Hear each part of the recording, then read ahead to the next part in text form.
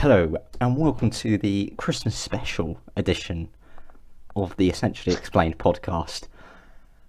As always, I am joined by Mr. Dan Marks. Dan, how are you doing? Pretty good. I've just noticed, are we doing like an ASMR special thing? Because it sounded like it. Hello. Oh, was I very quiet?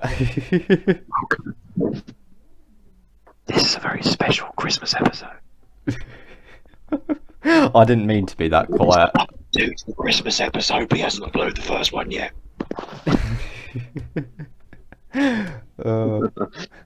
Yeah, I mean, I think I'm not sounding that quiet looking at the audio, but I'm sure we can roll with it in the edit. I might have just killed your ears there. Or maybe he rejuvenated them, who knows?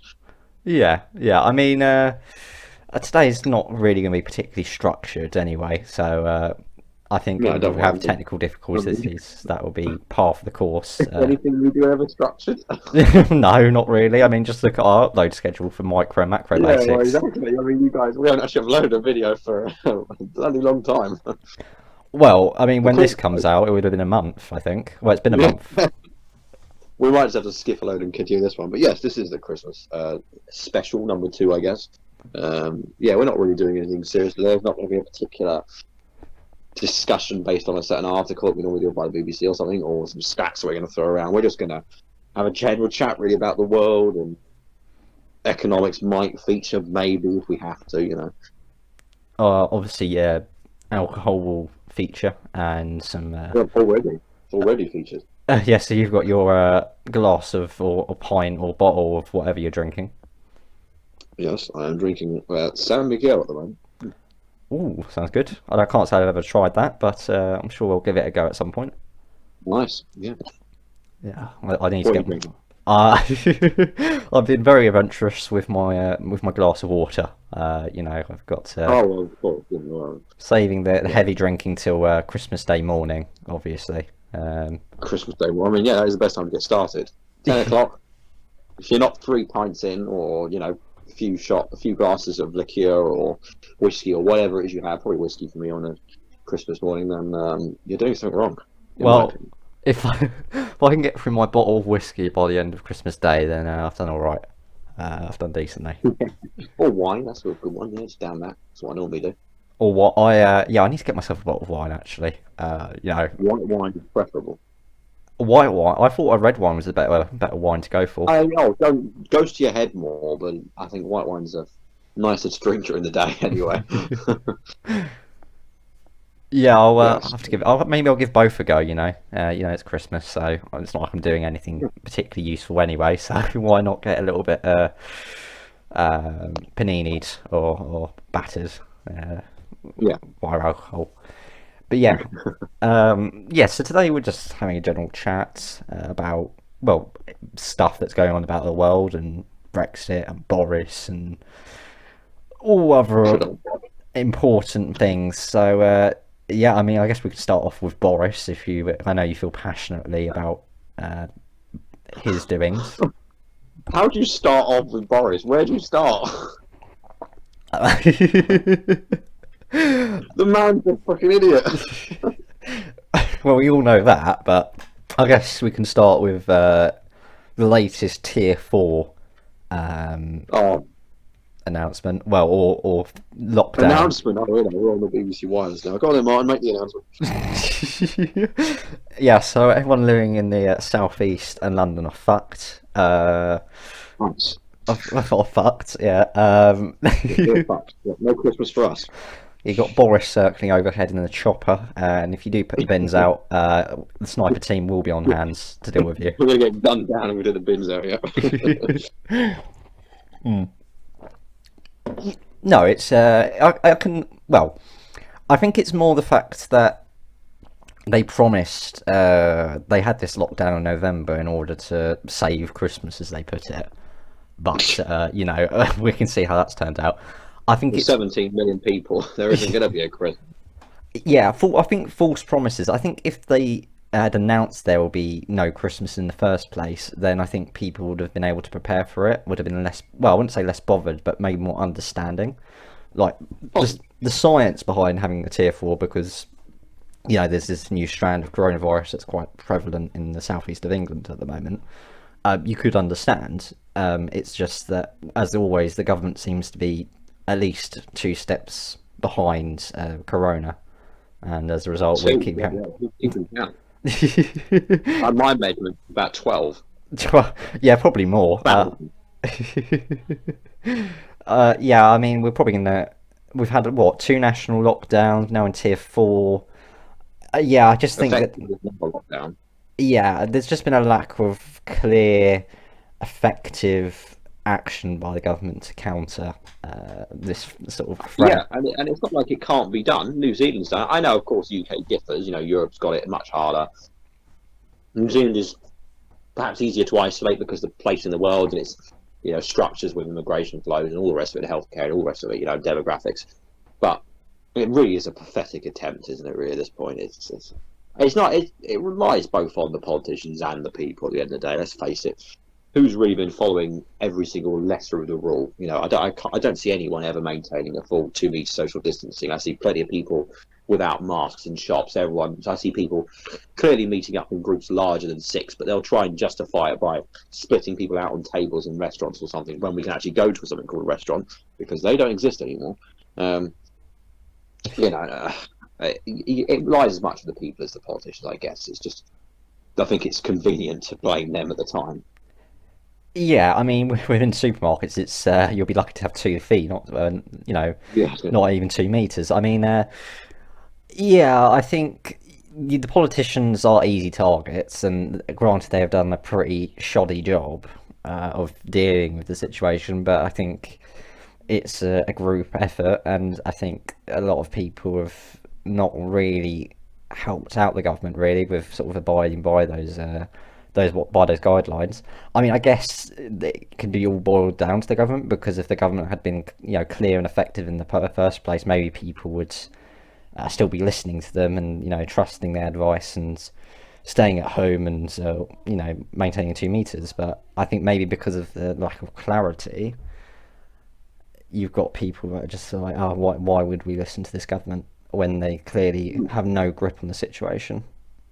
Yeah, and I mean the problem with a regional enforcement is who actually enforces them rules. I mean there's such fine boundaries between some of the borders. I mean there's literally like on the same streets or in the same streets where some areas are tier 4, tier 3, because of course the nature of borders, lines, and things, and the narrowing differences between each tier as you go further up becomes they sort of blend into one. I mean, there are clear, distinct differences, of course, between like tier 3 and tier 4, but maybe tier 2 to tier 3, there's quite a lot of complacency, perhaps.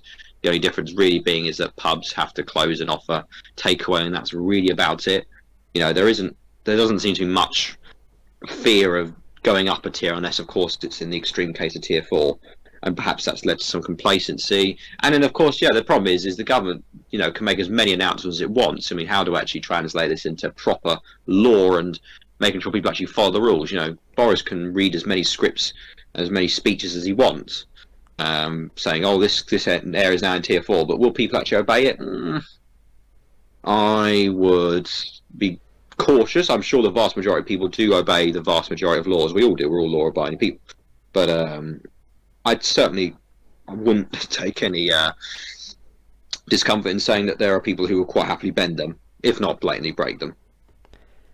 Yeah, I mean, I think also you could perhaps boil it down to the UK, a lack of funding for the police, so it's much harder for the UK government in order to effectively manage the situation, to enforce certain laws. Well, no, man, we've got 20 new thousand police officers. Remember? Oh, when are they turning up? Probably 2084. Oh, okay, so we'll all be dead by then. That's good. By then, oh yeah, no, it'll be 20,000 by then. By So then. yes, so, yeah, a couple hundred a year, maybe at that. No, maybe about two. Then, of course, 20,000 new police officers will be mostly originating from already, currently training police officers. In terms of actual numbers, we'll probably lose about 3 by the time we actually get to that number, the net total, because, of course, there's always a way to bury those statistics. They promised that with 20,000 new nurses, but as it turned out, the vast majority of them were already coming in through previous training programs or pledges or promises anyway. There were very little actual brand new nurses being promised. But this is the Tory government, so what do you expect? Oh yeah, because they don't talk about the net figures, do they? They always bring out, oh yes, we're bringing 20,000 new of these and these and these, but we're not going to talk about losing 30, 40,000 of what we've already had. I guess that's why you always got Yeah, to exactly. be. Uh, Doesn't take into account the actual numbers we're losing in that time. Because by yeah, the time we make up the 20,000, we might have lost the same amount, so we don't actually get a net gain. To yeah, it's yeah. I mean, I know this is gone slightly on a more sort of serious note than we intended, but this is why always questioning sources and not necessarily authority, but questioning, the statistics people will just start coming up with, is always important, especially as an economist, or most walks of life. Actually, you can't just take everything at face value. You've got to look at multiple different sources, especially in economics, and be able to sort of draw your own conclusions and not just sort of blatantly agree or follow what the government says. You've got to, yeah, come to your own conclusions and analyze it from your own perspective, I guess. yes. Thank you, Professor. I'll remember that when I write my next essay for you. Yeah, I thought maybe if there's still at least one person watching who's got an interest in economics, then that might be somewhat useful. I mean, the one person that's actually watching us, because there is apparently someone, Yeah. is you. I bet it's just you. You just love listening, sitting there at 2 o'clock in the morning, rocking in the corner with your earphones in. No, I have to listen to it like twice or three times through when I'm in the edit. I'm not listening to it again when it's on YouTube. So I honestly have no clue where that one. I have a feeling it's one of my flatmates. Who will just click on it. Wow, it's not someone loyal. Someone loyal. It started with Thank 30 you. views and then ended up with like 1, 2 views. So I think our loyal following The isn't. YouTube channel go down in that time in views when it starts off. Then I mean, I know it's a slow burner sort of thing, but blimey, come on, guys. We've managed to achieve channel. Channel. What I was about to say, channel death, but that would be a bit harsh. Channel death. Within what 2 months? That's quite an achievement. All we've done in that time is killed it. Ambitious but rubbish, as Jeremy Clarkson used to say on Top Gear. Indeed. But yes. Anyway, back to the Boris bashing because that's more entertaining. Oh, we'll never finish with that. Never um, finish that. have you got anything in particular you want to add on Boris? His hair. Well, yeah. Besides his physical appearance, which is very cartoonish. Cartoonish, yeah. I don't know. I think I just wonder whether we'd just been better off. I mean, honestly, would we have been better off with Theresa May still? Do you know what? In this pandemic, probably actually, I would say, yeah, we would actually. Um, she's got more resolve than Boris, and she's more of a strategist. Okay, she might not be known for her leadership skills in some senses. She might not be the best rallier of men, but at least she put her neck out on the line. I do believe her at that. Frankly, I think pretty much. I mean, I don't know a lot about the backbenchers, but anyone that's been on the front line of politics for many years, I think, would have done a pretty terrible job. I don't think Theresa would have done a particularly good job. I don't think Corbyn would have done a particularly good job. I don't think the current. I mean, I don't know a huge amount about the current Labour leader, but I don't think, judging by the problems the Labour Party's having, I know it's not particularly his fault, but I don't think he would have done a particularly sprightly job. Maybe because of his cabinet staff he would have had wouldn't have been particularly great. Yeah. Maybe a bit better than Diane. Is Diane Abbott still a front bench MP? Diane Abbott, and she's gone off the radar a little bit. I don't honestly, no, I don't think she is anymore.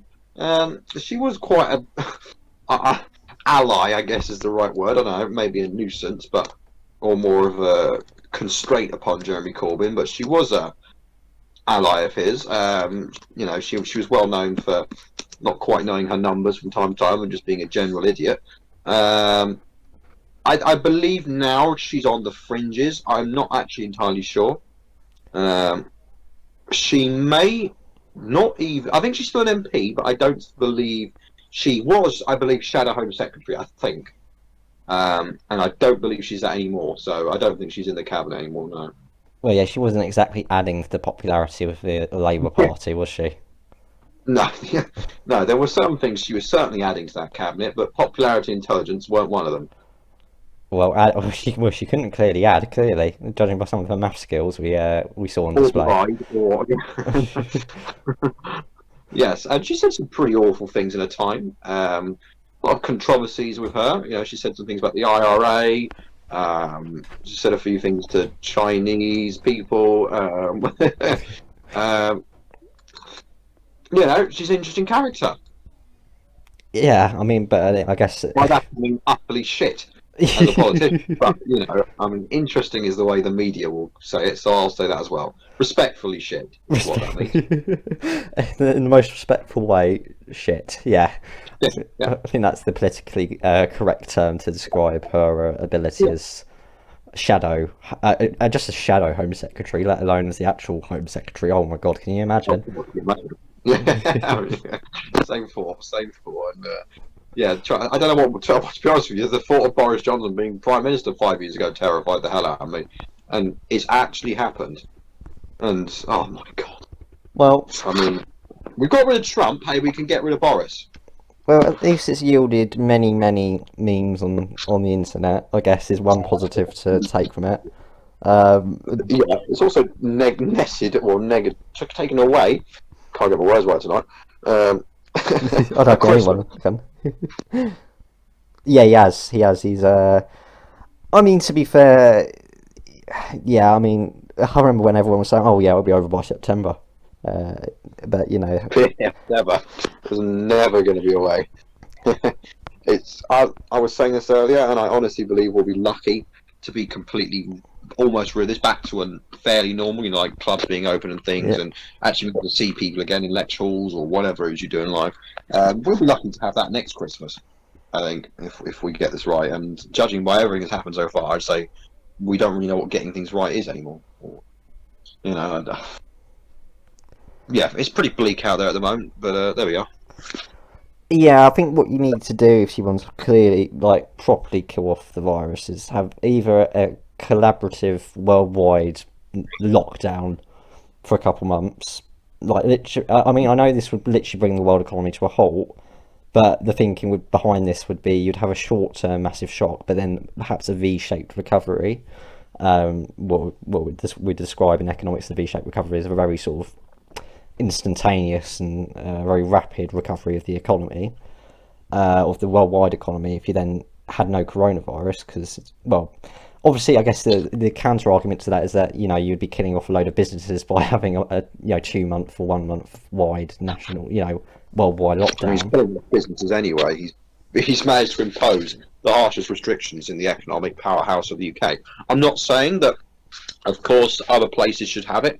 Tier 4 in any area is, of course, economically devastating, but it seems even worse when the only places that were doing okay, I mean, okay is shit, but at least shit, I guess, um, in the pandemic, the main source of income, London, the South East, have been slapped with the hardest restrictions. And you can understand that, of course, that makes complete sense.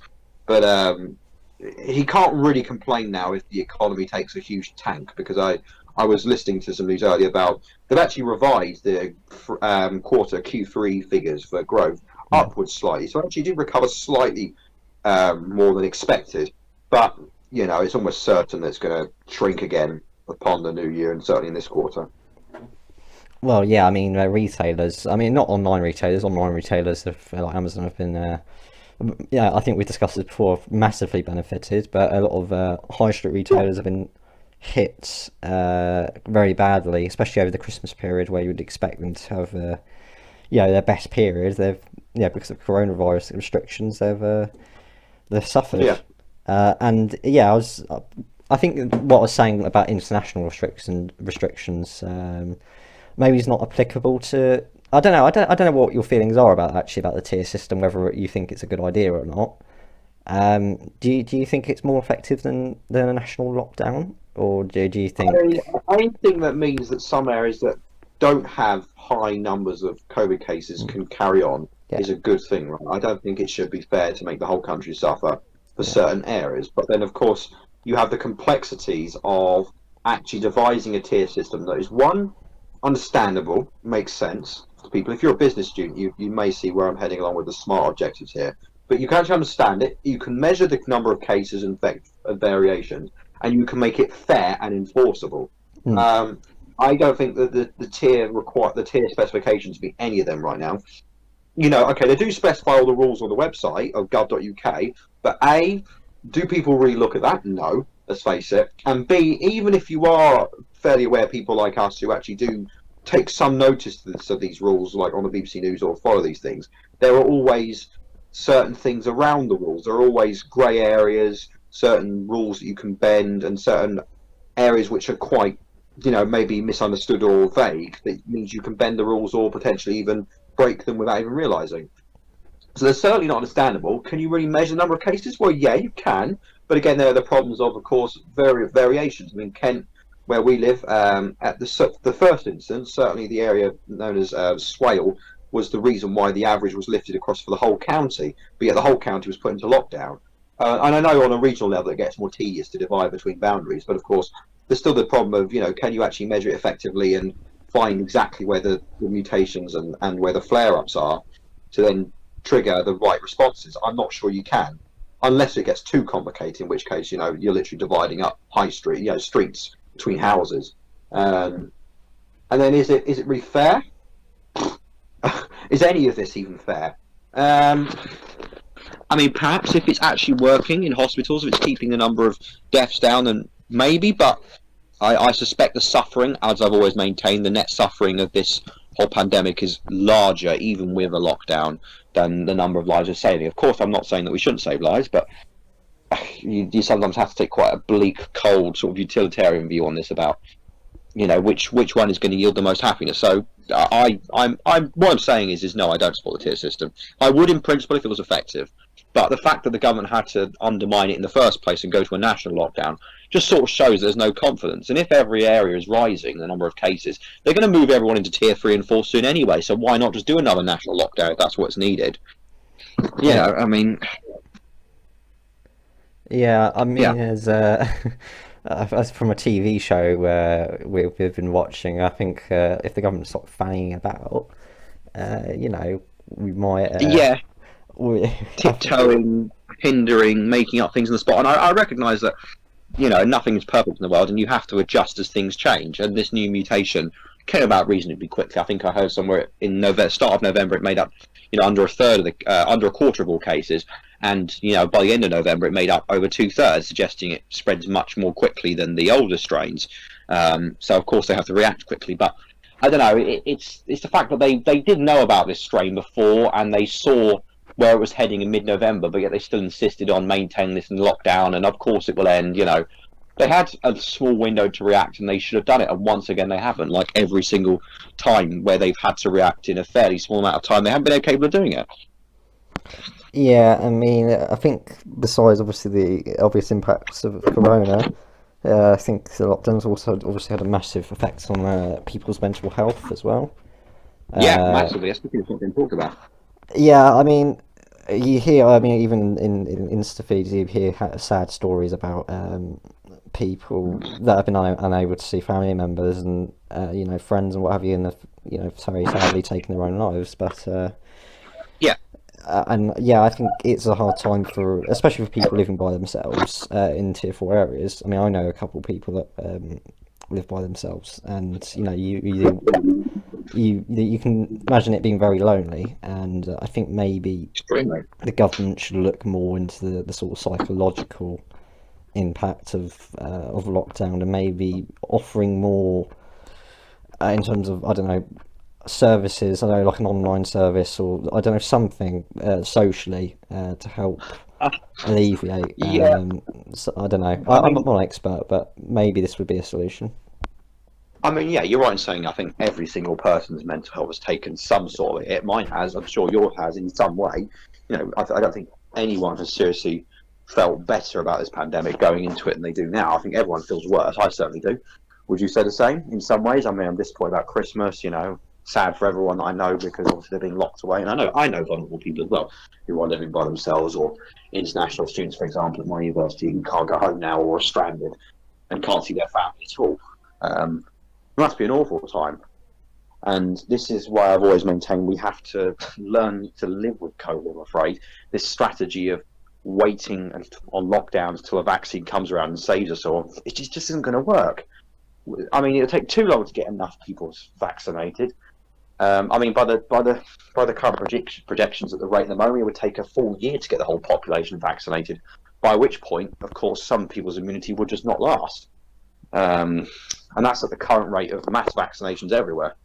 Well, so we're being told.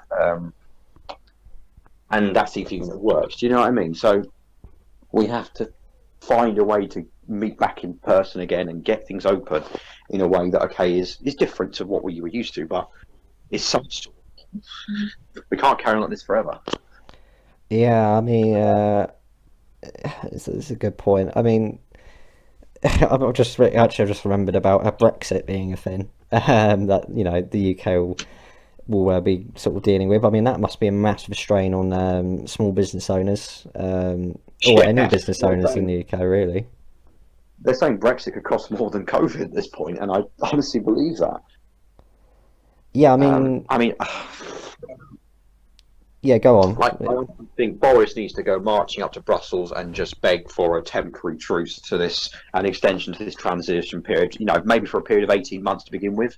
Mm. Just accept it, because now is not the time to be leaving the European Union formally. I mean, yes, we have left technically, but we're in a transition period at the moment, so nothing's changed.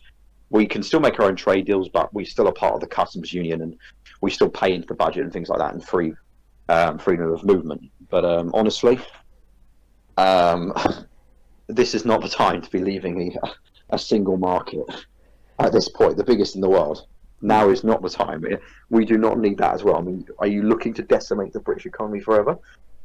Yeah, there's no need to rush this. I And think everyone who would want it to be done as quickly as possible wouldn't probably understand at this point that you need to look at all the solutions and come up with what will be best for the country as a whole, really. yeah, and I think it's political pride, because Boris was, one of his key promises to his parties that they wouldn't be a further extension of the transition period. He wouldn't extend it, and that would be the end of it. Get Brexit It's done. just Yeah. exactly, and I mean, I would always favour a means that either is delayed, well, not delayed, of course. I don't want to delay Brexit. That's worse than leaving, I think, in my opinion, in the long term. Yeah. But I would be in favour of any method that keeps us close to Europe for the moment, um, in this time of great anguish. Yes, you do not want to be financially isolated, and especially in a global We are at pandemic. the moment with all the border restrictions. Oh yeah, we were going to talk about that, weren't we? About the what was it, 3,000 lorries currently piled, Yes. even on the M20, which is the motorway leading up to where I live. Yeah, Uh, not far away from Dover. It's yeah, sort of like one of the motorways there, isn't it? Full way from Dover to where we are. Um, and of course, over 40 nations have now imposed travel restrictions. Almost every single nation in the EU has done so, despite the European Union telling them not to, and to try and work some way around it. It's because of this new strain, isn't it? yeah. I mean, I know the EU is trying to lift the restrictions, aren't they? Or They are. convince the European countries, but yeah, I'd imagine they wouldn't be particularly keen on allowing a new strain in, which is fair enough, but is causing massive It's problems. it's going to get there one way or another, isn't it? I mean, who has successfully prevented COVID from entering their country or land at the moment? I mean, even Antarctica's now got cases of COVID. Wait, you really? know, yeah, Oh, they recorded their first cases in I think it was a Chilean, believe it or not, or a Chilean military training base. I don't know what Chile are doing there, but they were. And it's just like, if the most remote continent in the world can catch it in, bitter conditions, and I mean, trying to keep it out is pointless. You just have to focus on prevention of cases, transmission internally with herd immunity and things through vaccines. That is not through just allowing it to rip through the population, of course, like the original plan, saying nothing. And also developing better treatments and getting people stronger and exposing them more to the virus so we can move on. yeah. It's. I think to be fair to the governments, it's not easy to choose an option. No, oh God, I think Boris Johnson might possibly have the worst job in the world right now. Yeah, I mean. it's impossible really to satisfy everyone. It's just that I think done a job where he sort of satisfied no one really. Um, I honestly think that is the essence of politics. I do not honestly believe that you satisfy anyone. I mean, we're going on a slightly historical route here, but this is the Christmas special after all. Um, I'm trying to think of prime ministers. I mean, even prime ministers that we regard as moderately successful in recent times, Thatcher and Blair to a certain extent, did they really satisfy anyone in the end? They all left because people hated them. I mean, Thatcher, okay, she's loved or hated. I mean, I have my opinions. I'm sure you do, and of course you listeners as well on Thatcher. In the end, really, she was thrown out because, well, no one wanted her anymore. Her party didn't like her. Mine certainly didn't like her. Half the country didn't even like her. And the south of England, I mean, they were bitterly divided over even strong parts. I mean, in the end, I think it is just taking the decision that no one else has the balls to do. yeah, I mean, even Tony Blair. Well, I think he's universally disliked in Britain, but Yeah, yeah, I can't think of anyone who likes Tony Blair at this point. I mean, in political standards, I view him as a missed opportunity because the strength of the mandate he had and things. But honestly, he left for the same reasons because his party were probably going to chuck him out anyway. The world hated him by that point. His own country hated him, his own party, probably his own family in some places. Sad to say. yeah, it's one massive mistake. Sort of tainted his career really. Yeah, unfortunately, and unfortunately, anything you do after that doesn't tend to, escape under the net like it would from before. Yeah, I mean, the man literally could start up his own charity and like appear on Children in Need every year and like raise millions, and they would still be like, "Oh, you still bombed Iraq." Like, Yeah, you started an illegal war. yeah, which is sort of not a They great wouldn't be thing. wrong in saying. Yeah, it's not great remembered by that. I mean, it was ultimately the wrong decision. It cost a load of lives. It's a And pretty bleak Christmas special, isn't it? I mean, honestly, this wasn't the Christmas special we were planning. A week or so ago, when we recorded the first version of this podcast, this Christmas, we were still under the illusion that we were going to see some family and, have a weird Christmas, but still something normal. I mean, 3 households is a fairly normal number for a Christmas pie, isn't it, really? yeah, Well, it depends on the household, obviously, but so it's a doable number. It means you can certainly see other people, and we were under the object that for them few days we could have a normal life again. But unfortunately, this news for us, not for the whole country, because I'm sure many of you won't be from the UK possibly, or won't be living in where we do, so it's normal for you. But for us, it's taken a big toll, isn't it? So unfortunately, this is a bit of a bleak one now. yeah, we were planning to have a decent amount of alcohol, have a sing along. Yeah. Might still do that. I mean, I'm not doing much Christmas Eve, so I might end up doing it then, or Boxing Day, whenever, just chilling. But yeah, this one's been rather more a sorrow than than previously planned. I think it sort of reflects the mood of the whole country at the moment. Yes, I can't think of anyone who hasn't honestly felt better, who feels in a good state at the moment. Well, Honestly. well, except for the executives at Zoom, they're probably loving life. Oh God, yeah, their share price must be going through the roof. Well, mind you, now actually with like Teams and things probably undercutting them, they're very quite pissed off. Okay, relatively happy to the rest of the country or the rest of the Yeah, I was world. going to say they've Yeah. been over pandemic for them without being horrible. It's the best thing that ever happened to their businesses. You know. Yes, I mean, yeah. So sorry, it's been a bit of a somber one. This wasn't the podcast we planned. It wasn't the Christmas we planned. It certainly wasn't Christmas you planned. But I guess probably now is a good time to wrap it up, maybe a little bit. It's been Yeah, I going think. on for a while. Yeah, I think it's probably a good time. Leave start on sad, end on tragic. Yeah. Before we progress to damaging.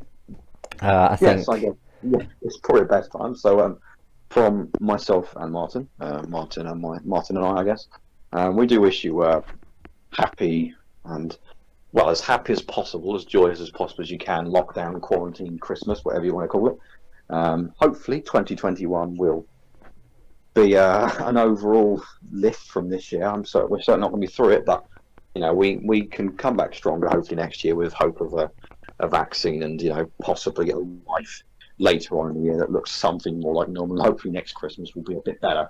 But thank you for listening for this year. For all of you who have joined this channel, it's been a big few months for us, really, isn't it? Well, when I say big, I mean the grand total about 100 views, but there we are. Still something. Yeah, exactly. So from Martin, well, for myself, I guess first, have a lovely Christmas. Yeah, I mean, I can't really add much more than, stay safe. Enjoy the time, or the people you do have. Stay in contact with those who perhaps can't be in person. Wishing them a happy Christmas and ensuring they're all right. Obviously, ensuring that yourselves are yeah, as content as you can be, I guess, in these challenging times. Yeah, And I guess all I can really say is, in context of what's going on, have a lovely Christmas. in So, fact. from both of us, thank you very much for watching, and I guess we'll see you next time.